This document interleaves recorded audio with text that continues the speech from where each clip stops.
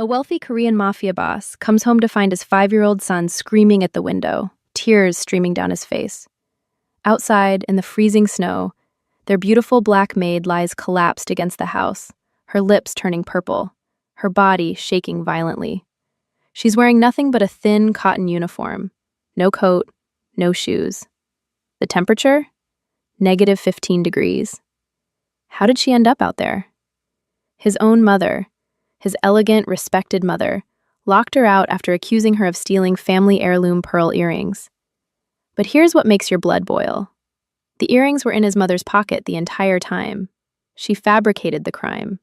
She sent an innocent woman into a killing cold over pure jealousy, because her grandson loved this black woman more than he loved his own grandmother. The boy had watched it all, watched his grandmother push Grace out into the blizzard, watched her lock the door. And now he's screaming like his soul is being ripped apart, convinced he's about to lose another mother, just like he lost the first one 2 years ago. But what the grandmother didn't count on, what she never saw coming, was what her son would do when he discovered the truth. And trust me, when a man who built an empire on fear and violence finds out his own mother tried to murder the woman who saved his child, the consequences are something you won't forget. Before we start the story, comment below where you're watching from and what time it is there. If stories about karma, love, and hidden truths move you, don't forget to subscribe to the channel. The snow began falling at 3:47 in the afternoon, exactly 12 minutes before Grace Okoye would sing her last song of the day in that kitchen. She didn't know this, of course. None of them did. The flakes were small at first, innocent, the kind that melt the moment they touch warm skin. Grace stood at the marble counter, her slender hands moving rhythmically as she chopped vegetables for the evening meal. Her voice, soft and melodic, carried an Igbo lullaby her own mother had sung to her decades ago, an ocean away. Minjun sat cross-legged on the floor nearby, his small fingers wrapped around a red crayon. He was drawing another picture for Grace, his 5th that week. This one showed 2 figures holding hands beneath a smiling sun, one tall, one small. He looked up at her with those wide, trusting eyes that still believed the world was fundamentally good. Grace smiled down at him, unaware that Han Soo-jin was watching from the doorway. The older woman's face was a mask of ice, her elegant fingers gripping the door frame until her knuckles turned white. She had been standing there for 7 minutes, watching this scene that filled her with a rage she couldn't fully name. It wasn't just anger. It was something deeper, something that tasted like fear. The boy loved this woman, her grandson, her blood, the last piece of her son's dead wife, loved this stranger more than he loved his own grandmother. Soo-jin could see it in every glance, every laugh, every unconscious movement Minjun made toward Grace instead of toward her. Grace finished chopping and wiped her hands on her apron. She moved to the stove, still humming, still unaware. The kitchen smelled of garlic and ginger, scents that would soon be replaced by something far colder. Minjun held up his drawing. "Grace, look! It's you and me!" She knelt beside him, her knees touching the cold tile floor. "It's beautiful, baby. You're such a talented artist. Will you keep it forever? Forever and ever." Soo-jin felt something crack inside her chest. Forever. This woman, this outsider, promised her grandson forever, as if she had any right to make such promises. As if she belonged here. As if she were family.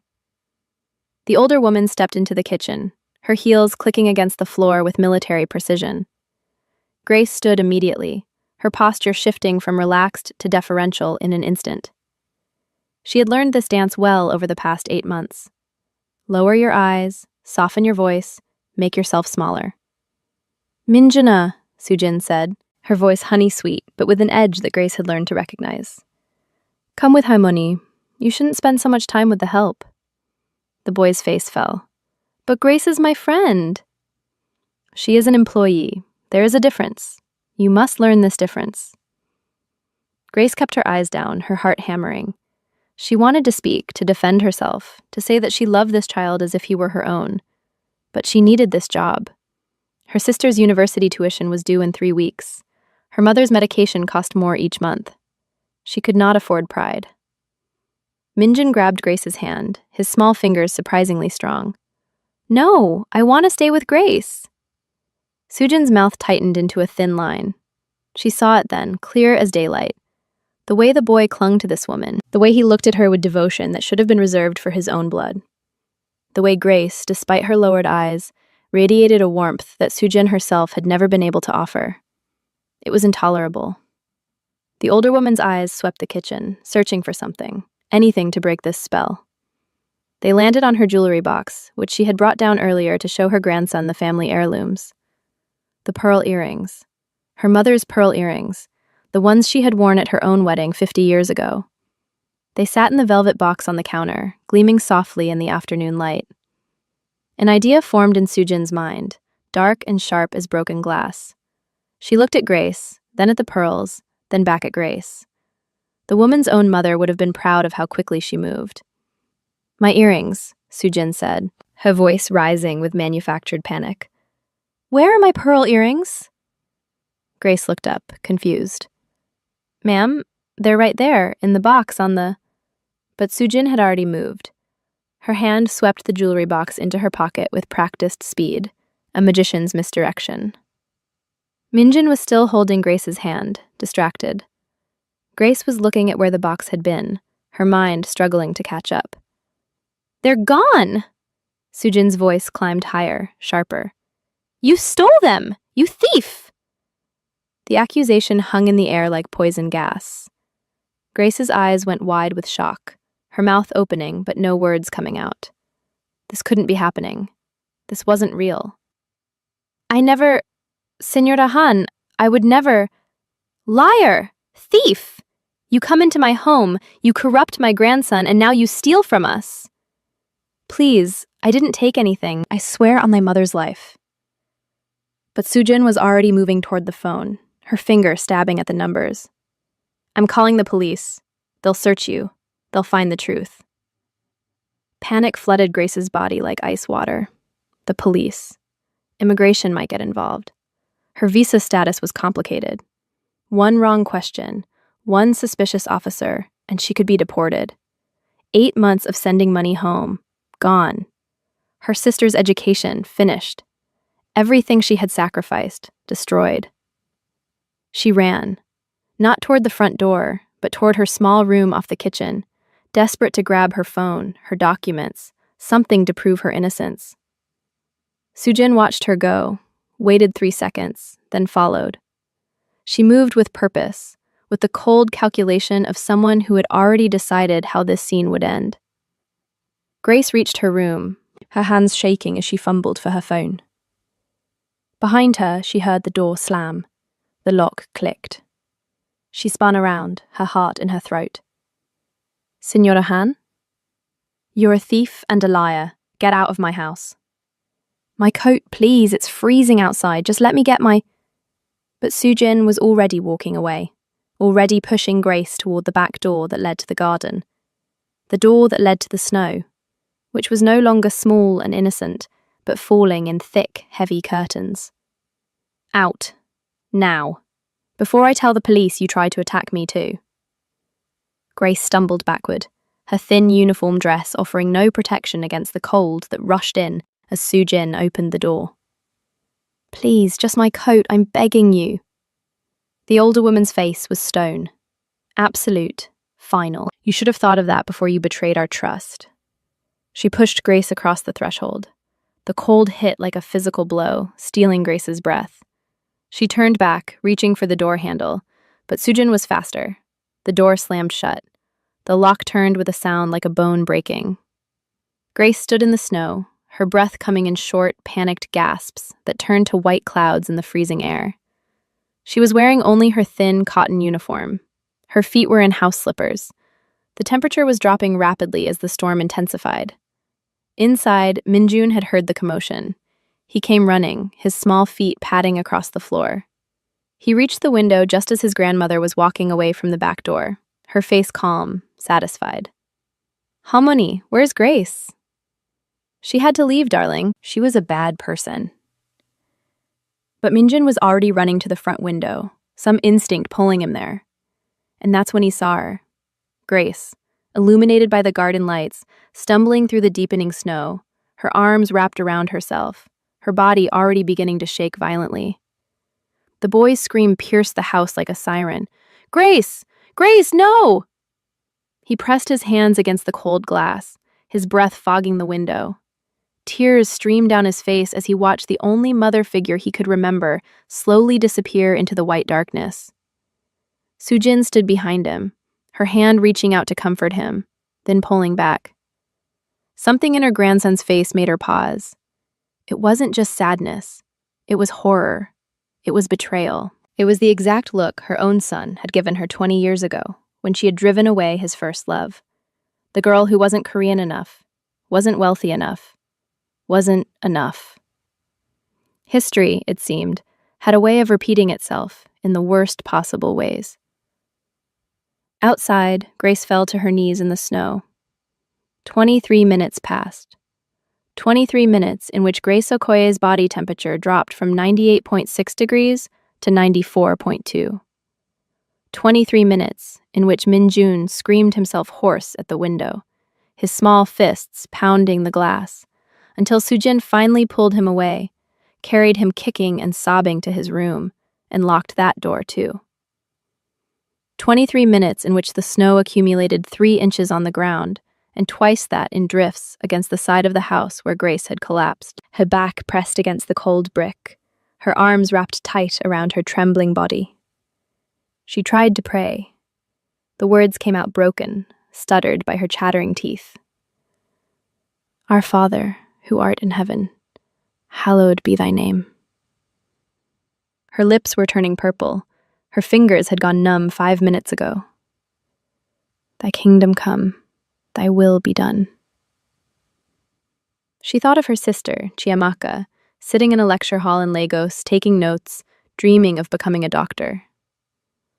On earth as it is in heaven.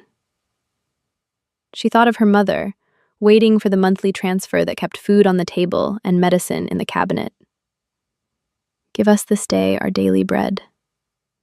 Grace's eyes closed. The cold was starting to feel warm now, a dangerous warmth that she knew from the stories her uncle had told about the winter he spent in Moscow. The warmth that comes before the end. Inside the house, Sujin sat in her armchair, her hands folded in her lap, her pearl earrings in her pocket where they had been all along. She listened to the silence. Min-jun had finally stopped screaming. The house was quiet again, orderly, as it should be.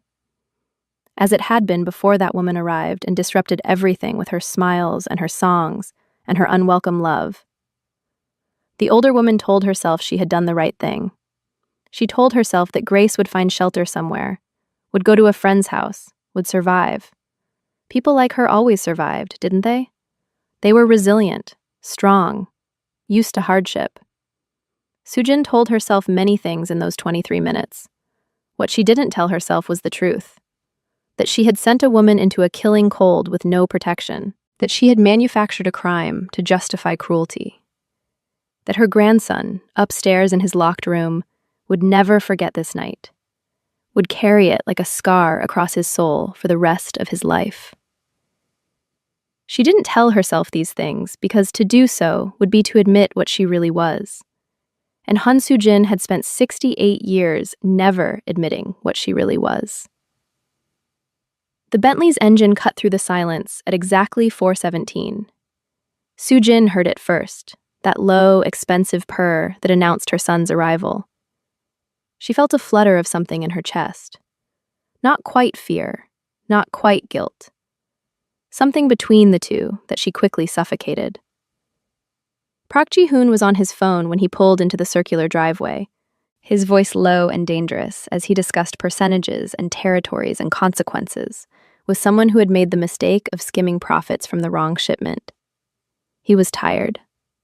It had been a long day of meetings that weren't really meetings, of handshakes that were really threats, of smiles that promised violence. All he wanted was to come home, kiss his son goodnight, and pretend for a few hours that he was a normal father living a normal life. But when he looked up at the house, he saw something that made his blood freeze. The window. The front window where Min-jun usually pressed his face to watch for his father's return. The boy was there, but something was wrong. His small hands were flat against the glass, his mouth open in a scream Ji-hoon couldn't hear through the car's thick windows. The phone dropped from his hand. He was out of the car before the engine stopped ticking, his long legs carrying him across the driveway in seconds. The front door burst open under his hand. Minjun! The boy's head snapped toward the sound of his father's voice. His face was red and swollen, streaked with tears and snot. He looked like he had been crying for hours, for days, for his entire short life. Appa! Appa! Minjun's voice was raw, shredded. Grace! Grace is outside! Hamani locked her out! She's going to die like Amma! She's going to die! The words hit Ji-hoon like bullets. He spun toward the window, his eyes scanning the snow-covered garden. At first, he saw nothing. Just white. Just the storm. Then his eyes adjusted, and he saw the dark shape against the side of the house. A shape that wasn't moving. Everything inside Park Ji-hoon went very, very quiet. It was the same quiet that came before he hurt people, before he made decisions that ended lives and destroyed families. But this time the quiet was different. This time it was laced with something he hadn't felt in years. Terror. He ran to the back door, his hands already reaching for the lock. It was secured from the inside.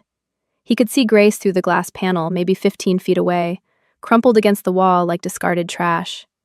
Yomiani! Sujin appeared at the top of the stairs, descending slowly, her face composed. Ji-hoona, you're home early. I was just about to... Where is the key? His voice wasn't loud. It didn't need to be. It was the voice he used when he wanted someone to understand that their next words would determine whether they lived or died. Sujin had heard this voice before, but never directed at her. The key to what, dear? The back door, now. She hesitated. In that hesitation, she revealed everything. Ji-hoon saw it, saw the calculation in her eyes, saw her deciding whether to continue the lie or pivot to a new strategy. He didn't wait. He grabbed the decorative vase from the hall table, a Ming Dynasty piece worth $40,000, and hurled it through the back door's glass panel. The sound of shattering was like breaking ice, like the end of something that could never be repaired. Minjun watched from the window as his father reached through the broken glass, unlocked the door from the inside, and ran into the snow in his expensive Italian shoes and his tailored suit. Watched as his father, who never ran, who never showed fear, dropped to his knees beside Grace's motionless body. Grace. Grace, look at me. Open your eyes. Ji-hoon's hands were shaking as he touched her face. Her skin was ice. Her lips were the color of a bruise. For one terrible moment, he thought she was already gone. Thought he had arrived too late. Thought history was repeating itself in the cruelest possible way. His wife, Hae-jin, had died in a hospital bed, her body cold despite the heated blankets, her hand limp in his as the machines beeped their final song. He had been too late then, too, stuck in a meeting he couldn't leave, making deals with devils while the mother of his child slipped away. Not again. Please, God, not again. Grace's eyelids fluttered. A small sound escaped her blue lips, barely more than a breath. Ji-hoon didn't think. He stripped off his coat, his hands moving with the efficiency of a man who had dressed wounds and carried bodies before. He wrapped the coat around Grace, then lifted her into his arms. She weighed nothing, this woman who had somehow become essential to his son's happiness. She weighed nothing, and everything. He carried her inside, past his mother who stood frozen at the foot of the stairs, past the broken glass and the scattered flowers from the shattered vase. Minjun ran to them immediately, his small hands reaching for Grace, his tears falling onto her face. Is she dead? Appa, is she dead like Amma? No. Ji-hoon's voice was steel. No, she's not dead. Get blankets from your room, all of them, now. The boy ran, grateful for a task, grateful to be useful. Ji-hoon laid Grace on the leather sofa in the living room, the one his mother always complained people shouldn't sit on because it was for guests, for show. He didn't care. He grabbed the throw blankets from the other chairs, piled them on top of her shaking body. Her eyes opened fully then, unfocused and confused. Am I dead? No, you're safe. You're inside. I didn't steal anything. The words were slurred, her tongue thick with cold. Jihoon felt something dark and violent rise in his chest. He turned to where his mother stood, still frozen, still silent. What did she just say? Sujin's mouth opened, closed, opened again. She took my pearl earrings, my mother's. Where are they? What? The earrings, where are they? Jihoon stood, and in that moment he looked exactly like what he was. A man who had built an empire on fear and violence. A man who knew how to make people tell the truth. Sujin's hand moved involuntarily to her pocket.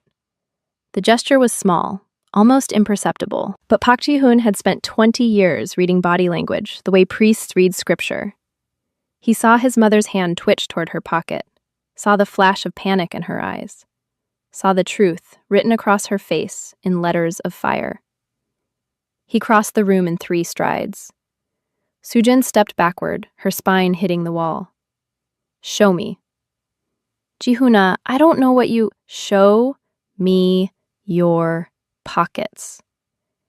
His hand shot out, not touching her but blocking any escape. Sujin had never been physically afraid of her son before. She had manipulated him, controlled him, shaped him into the man she needed him to be. But she had never feared him. She feared him now. Her trembling hand reached into her pocket and pulled out the small velvet box. The pearl earrings gleamed inside, exactly where they had been all along, exactly where she had put them 27 minutes ago. The silence that followed was the kind that exists before earthquakes, before tsunamis, before the world breaks apart. Minjin returned with an armful of blankets, his small face still wet with tears. He stopped in the doorway, sensing the tension, understanding in the way children do that something irreversible was happening. Jihoon took the jewelry box from his mother's hand. He opened it slowly, almost ceremonially. The pearls stared back at him like accusing eyes. You lied. His voice was barely a whisper, which somehow made it more terrifying than if he had shouted. You sent her out there to die over a lie. I was protecting this family. Can't you see what's happening? Your son loves her more than he loves us. More than he loves you. She's destroying everything we built. She's saved the only thing that matters. The words exploded from Jihoon's throat. Since Hyejin died, Minjin hasn't smiled, hasn't laughed, hasn't been a child. Until Grace came. Grace, who you just tried to murder in our own backyard. Murder? Don't be dramatic. I simply removed her from— It's -15 degrees outside. Jihoon's voice dropped back to that deadly calm. She was in a cotton dress. No coat, no shoes. You locked her out in a blizzard after accusing her of a crime you invented. What do you call that, Omeoni? What pretty word makes that acceptable? Sujin's face crumpled. Not with remorse, but with the realization that she had miscalculated. That her son, her carefully controlled son, was slipping from her grasp just like his father had, just like everyone eventually did. I did it for you, for Minjin, to preserve our family's integrity. Our family's integrity? Jihoon laughed, a sound like breaking glass. I run a criminal organization, Omeoni. I launder money. I threaten people. I've had men hurt for crossing me. And you know what? Even I have never done anything as cruel as what you just did to an innocent woman who has shown my son nothing but love. He turned away from her, walked back to Grace, who was beginning to shiver violently under the pile of blankets. Minjin had crawled onto the sofa beside her, his small body pressed against hers as if he could transfer his warmth through sheer will. Grace. Jihoon knelt beside the sofa, his voice gentle now. I need you to stay awake. Can you do that for me? Stay awake and keep talking. Her eyes struggled to focus on his face. I didn't take anything. I know. I know you didn't. My mother lied. The earrings were in her pocket the whole time. Grace's face twisted with something between relief and despair. Why? Why would she? Because she's a coward. Jihoon didn't look at his mother when he said it. Because she was afraid of losing control, so she tried to destroy you instead. Minjin's small voice cut through the tension. Grace, don't leave. Please don't leave like Amma did. The woman's trembling hand found the boy's face, her frozen fingers barely able to move. I'm here, baby. I'm right here. Jihoon stood and walked to the thermostat, cranking the heat up to 80 degrees. Then he went to the kitchen, filled a pot with warm water, not hot, grabbed dish towels. He had learned about hypothermia years ago, in a different life, when he was still pretending he might become something legitimate. The knowledge came back now, clinical and clear. Warm the core first, gradual rewarming, watch for cardiac arrest.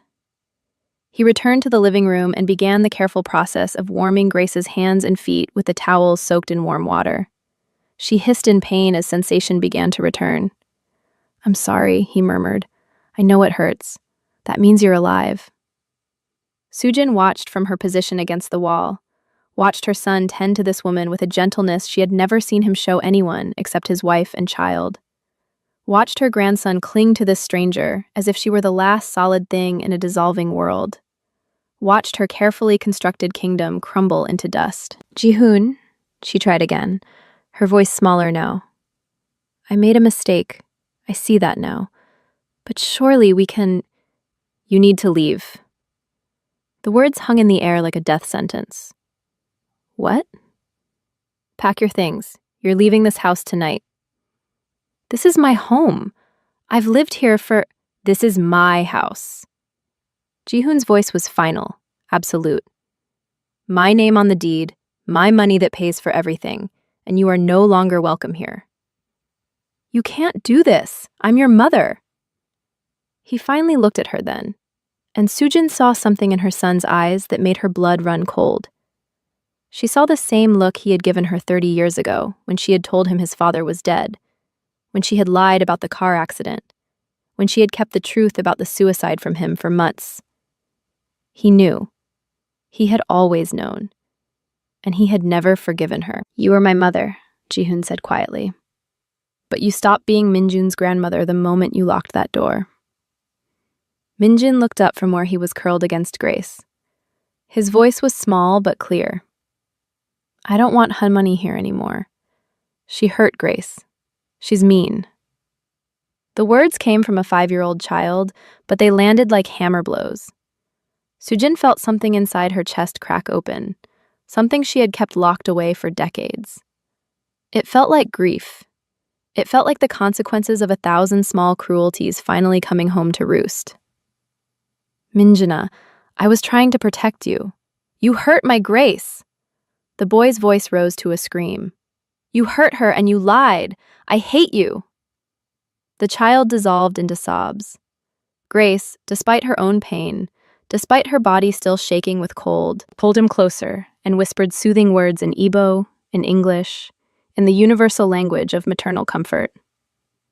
Jihoon walked to his mother, close enough that only she could hear his next words. You have 1 hour to pack. I'll arrange for a hotel. Tomorrow, we'll discuss a permanent living situation. But you will never sleep under this roof again. Where will I go? I don't care. The words were brutal in their honesty. You nearly killed someone tonight. You traumatized my son. You revealed yourself to be exactly what I always suspected you were. A woman so afraid of being irrelevant that she'd rather destroy than share. Sujin's eyes filled with tears, but they weren't tears of remorse. They were tears of rage, of humiliation, of the bitter realization that she had finally pushed too far. You'll regret this, she whispered. When she leaves, when she breaks your heart and your son's heart, when she takes whatever she can and disappears, you'll remember that I tried to warn you. Jihoon smiled, but there was no warmth in it. Grace has been here 8 months. In that time, she's never asked for anything except her salary. She's never stolen anything. She's never done anything but love my son when no one else seemed capable of it. If she leaves, it will be because we don't deserve her, not because she doesn't deserve us.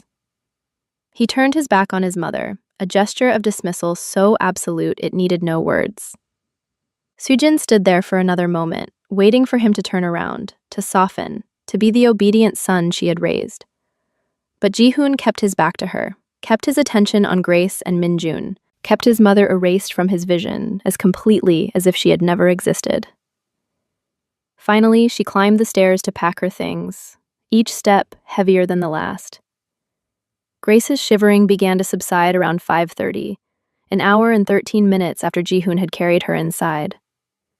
Her lips were no longer purple, though they were cracked and dry. Her fingers, wrapped in warm towels, had regained their color.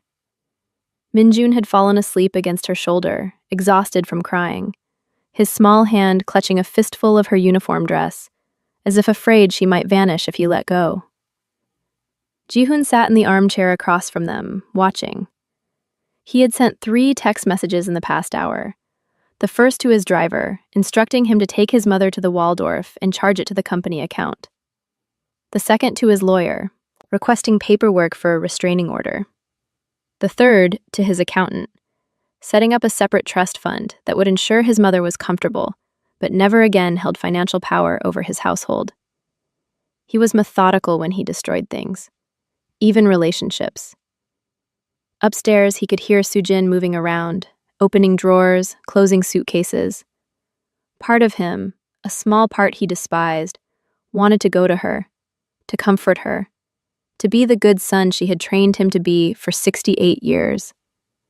But then he looked at Grace, at the woman who had nearly died because of his mother's jealousy and pride, and that impulse died. Grace's eyes opened slowly. They found his face across the dim room. "Mr. Park." Her voice was hoarse, barely above a whisper. "Ji-hoon, please. After everything, I think we can dispense with formalities." A ghost of a smile touched her cracked lips. "Ji-hoon, then. I should go. I should pack my things and—" "No." The word was firm, final. Grace blinked in confusion. "I don't understand. Your mother, she accused me of—" "My mother lied. The earrings were in her pocket. She fabricated the entire thing to have an excuse to remove you from this house, from Min-jun's life." Grace was silent for a long moment, processing this. When she spoke again, her voice trembled with something that wasn't cold, but rage. She was willing to let me die. Over jealousy. Over a child's affection. Yes. And you want me to stay? In a house where someone hated me enough to do that? Ji-hoon leaned forward, his elbows on his knees, his hands clasped. "She's leaving. Tonight. She will never set foot in this house again. I'm having my lawyer draft a restraining order in the morning." "You're choosing me over your own mother?" "I'm choosing my son over my mother's cruelty. There's a difference." He paused, looked down at his hands. They were the hands that had signed death warrants, that had counted blood money, that had done terrible things in the name of business and survival.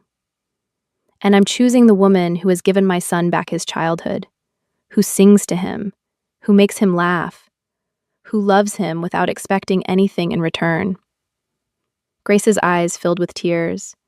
"I do love him. I love him like he's mine." "I know. He loves you like you're his." Ji-hoon's voice cracked slightly. "When his mother died, I watched him disappear inside himself. He stopped talking, stopped playing, stopped being a little boy. The therapist said he was traumatized, that he needed time. But time wasn't what he needed. He needed someone to see him, to be present with him, to make him feel safe enough to be vulnerable again. You did that. In 8 months, you did what I couldn't do in 2 years." Min-jun stirred against Grace's shoulder but didn't wake. She stroked his hair absently, her movements automatic and tender. "I can't stay as a maid," she said quietly. "Not after this. Not knowing what your mother thought of me, what she was willing to do.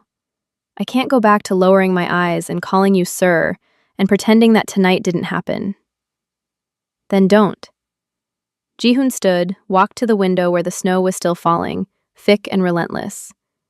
Stay as family, as Minjin's nanny, as someone with a real contract, real benefits, real respect. Your own room in the East Wing, control over your own schedule. A salary that reflects your actual value to this household. Why would you do that? He turned to face her, and in the lamplight, Grace could see the exhaustion etched into his features. This man who looked so dangerous, so controlled, was barely holding himself together. Because I'm failing him, Jihoon said simply. I work 16-hour days. I come home and I'm too tired to read him stories. I miss school events. I forget to ask about his day. I'm becoming my father, and my father was a ghost who happened to live in the same house as me. He swallowed hard. But you see him. You know that he's afraid of thunderstorms because they sound like the machines that kept his mother alive. You know that he only eats carrots if they're cut into circles. You know that he needs 3 stories and 2 songs before he can fall asleep.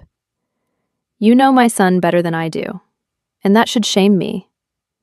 But instead, it just makes me grateful that someone does. Grace was crying now, silent tears tracking down her face. You're not failing him. You're here now. You saved me. He saw that.